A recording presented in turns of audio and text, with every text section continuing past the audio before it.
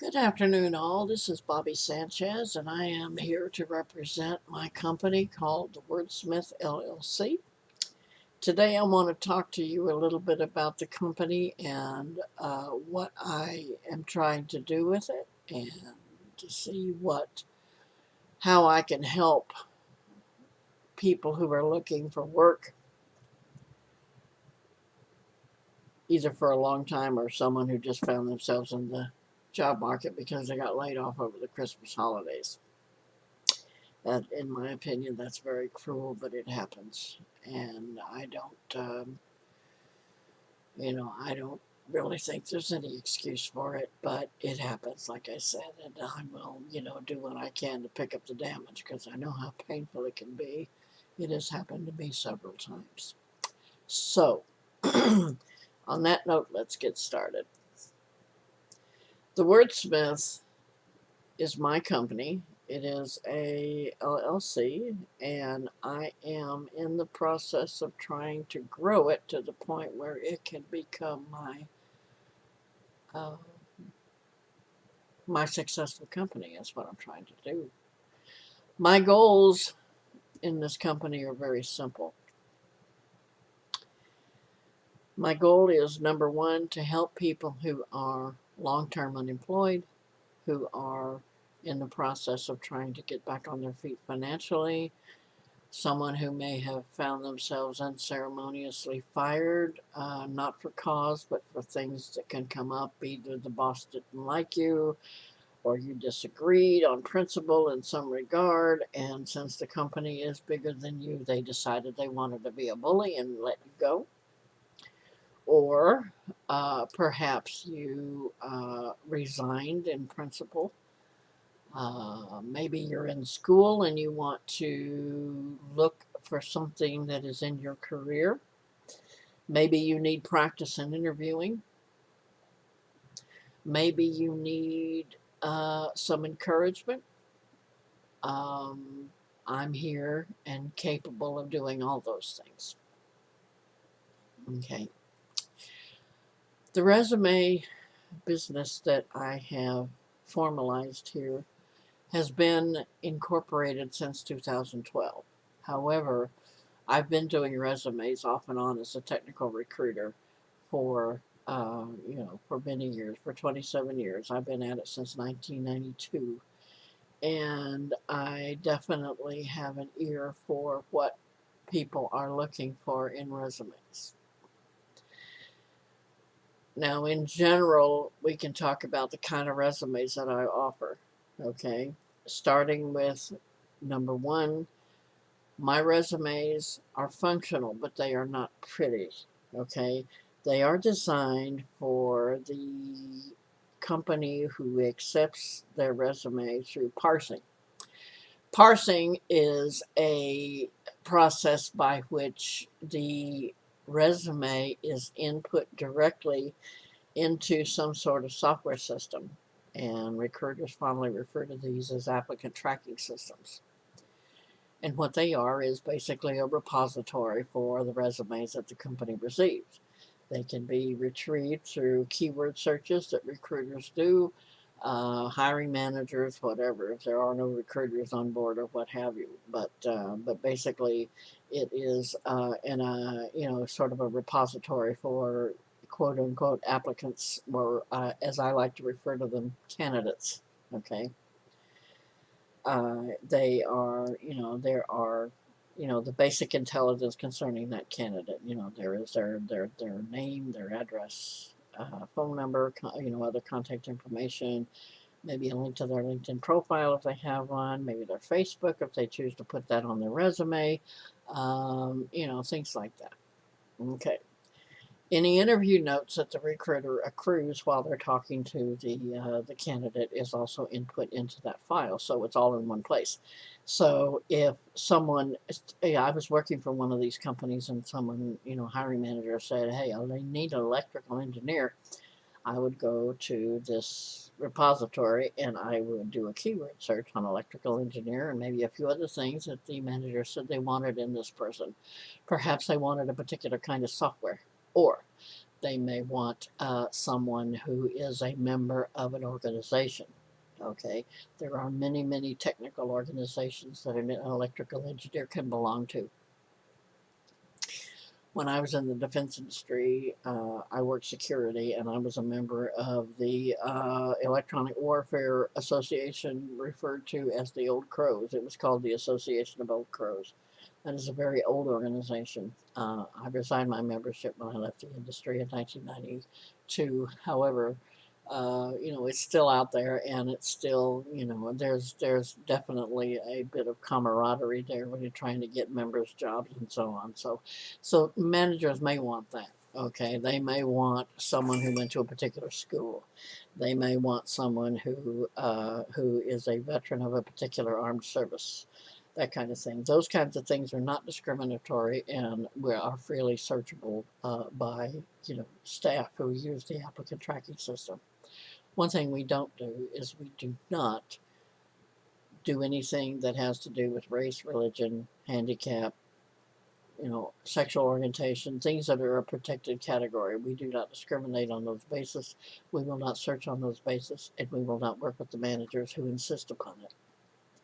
So anyway, that when a recruiter is working for a particular company, it's hard to avoid that, but we still do not do that because that is a violation of law. If we are an agency recruiter, if we work with those kind of people, then it is to our detriment because again, we are helping them break the law, and that's not right. So it is my opinion that everybody, I don't care who they are, deserves a right to employment unless they show just cause why they are not. If they, steal from the company, if they kill somebody, if they hurt someone, if they sabotage business, that's firing for cause. And I don't,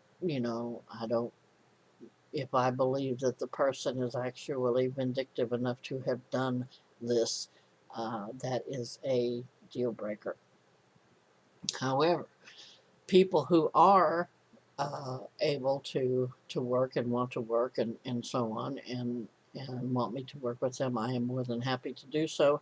I will do everything I can to help them get a job. And the basic thing that I do, the first thing that I do is make sure that their resume is in order. Okay. This document is what speaks to you by proxy. And when you speak by proxy, that means that thing, whatever it is, in this case it's a resume, but whatever it is representing you, and it is you until you say different. So you want to make sure that this document puts your best foot forward. And that's what I do. I help people put their best foot forward. Okay. I try to create an image in the reader's mind whereby they are seeing the person doing the job they have in mind and doing it well. Okay. That is critical. Okay.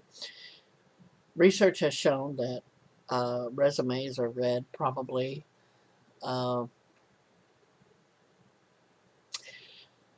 they read all they want to read in about 6 seconds, and that doesn't give a candidate slash applicant much time to impress anybody. However, if they see something they like, they will read further. Okay, and that is where I come in. I help people do that. Okay, I create an active image in the reader's mind, or at least I try to. Okay, of the individual doing the work they have in mind. Okay, these days a lot of people want to uh, they want to tailor the resume to the specific job, and there's reasons for this. Okay, first of all, we used to be heavy, the employment industry used to be very heavy in cover letters attached to resumes, and with the computer age, some of that has gone away, and the reason it's gone away is because resumes and cover letters get separated. The purpose of a cover letter was to specifically plug those holes that the resume left open. As an example, talking about a specific type of software that a person has, or talking about specific location and experience that is unique to that particular job that they are applying for, etc., etc. Now that's all well and good, but a lot of times the cover letter gets separated from the resume, and the information that the candidate has so painfully put together for the reader is nowhere to be found. And so, unfortunately, the resume is taken at face value, and if those items are missing, then they will probably be passed over for the opportunity. It's really unfortunate, but that happens as well. Okay, so that's why, these days they want resumes to be tailored. Okay, that way you don't have that problem. But unfortunately, it slows down the process. And when someone is looking for work, they're trying to apply for all these different kinds of positions. And, it's hard to make each one specific. So I understand where the candidate is coming from when they're reluctant to do that. But by all means, and I agree that it should be at least close to what they are actually seeking. We want the resume to speak the same language as the candidate intends. Okay. Do you remember the commercial for Monster that was on the air a few years ago, whereby this fellow was interviewing, and every time he opened his mouth to speak, there was a little stain on his shirt that yelled out and talked gibberish? Well, it's kind of like that. If there's something wrong or if there's something missing, that is going to overshadow you, your skills, your finesse, your charm, or whatever you bring in the interview to impress. Okay, so take care with that kind of thing. But anyway, what I do is I help people, remind people of this. Now, this is not to say that people that are looking for jobs are not intelligent. I'm not implying that at all. What I am saying is that you get stressed and you overlook things. I overlook things. I've been in search of situations where I look for jobs and I've overlooked things. And then I go back and say, oh, brother, what did I go and do that for? You know, it's like what I like to refer to as a brain fart, but it happens. And so when two people are involved, the chances are better that there's going to be a lot less brain fart. Okay. So at any rate, that's part of what the wordsmith does. The next thing that the wordsmith does would be to, be a sounding board for people that are venting about their job loss. Okay, these days nobody wants to hear about how they got screwed over. Nobody wants to hear about how people are fired unceremoniously because the boss decides they don't like them. And it can happen, especially in a right to work state. I live in Texas. They don't need a reason. Okay, you are expendable. If you are a worker, you are expendable. You are less than dirt under their feet. So the idea is you need to focus on yourself, on your family, whoever it is that you support in this world. Those are the people that you need to focus for. The idea that one person remains loyal to a company until they retire is gone. Okay, employers have demonstrated that they no longer deserve this kind of loyalty, and people who continue to give it are doing so at their own detriment. So the idea is that you need to get the baggage out of the way before you continue on with your job search. Okay, I have good ears. 2 ears, no waiting. Okay, I listen very well. I read very well. Okay, if suggestions are requested, then I offer them. Okay, I think it's important to be able to at least talk about this. Okay, because a lot of times they don't have a place to vent. They don't have a place to let this steam out. They don't have a place to get rid of this anger. Okay, and a lot of times there is a lot of anger, and that affects your performance at your next position, even though it's exactly what you're looking for. Okay, and you end up making mistakes that cost you your happiness at your new job. So we don't want that. So I do a lot of listening.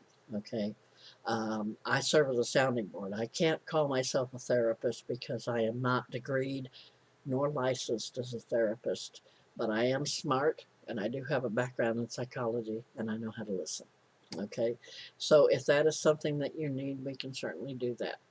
The third thing that the wordsmith does is interview practice. Okay, if you have been working for, say, 10, 15 years at one job, you find yourself laid off, your interview skills are going to be out of practice. Okay, it's just out of whack. They're not up to date, and it really hasn't changed that much. The process of interviewing really has not changed. The goal is whoever's interviewing you is still going to want to know if you can do this job, will you do this job, and are you a fit in the company culture? Those are the three things that they need to answer. Okay, are you going to be part of my team? Are you going to be a positive influence on my team, etc., etc.? Okay, so you want to make sure that you're able to present the best you can. Okay. I advise people that if they have problems with their physical appearance and if they can do something about it, yes, get a haircut, buy a new shirt, okay? Make sure that you're, uh, that you're clean and that you're, well coiffed and so on, okay? We're not talking about people that win beauty pageants here, okay? I don't know anybody who has or is good enough to have ever entered and won a beauty pageant, because what they're looking for is something that is very superficial, and that doesn't fly in the job market, okay? So, um, just little things, if you have bad teeth like I do, okay, and you can afford to go to the dentist, do it, okay. If you have dentures but prefer not to wear them, okay. If you have a beard, my suggestion, that's subjective, but my suggestion would be to get rid of it if you have a beard. Mustaches should be trimmed, etc. I'm not going to go into a whole lot of detail here because this is something that is, on a one-on-one basis. Okay, I did advise one of my clients to dye their hair, and when they did, they got the job they were seeking, and that was a happy moment for him because it's one that he had always wanted to do. Okay, so even though people are not, they're not perfect, they have unrealistic expectations. You sometimes you just have to learn how to play the game, and that's what I can do. I can help you do that. Okay, my um, my website is www dot words words dash the letter R dash us.com. Okay, I am the Wordsmith, and I look forward to hearing from you with regards to job tips. Please feel free to visit my website. I will be posting other videos on specific kinds of resumes and situations that we want to, overcome with regards to, uh, being successful in the job market. Okay. Until then, for now, I will sign off. And I thank you for your time. I'm glad that you chose to spend a little time with me. And I thank you very much. This is the Wordsmith, Bobby Sanchez, signing off.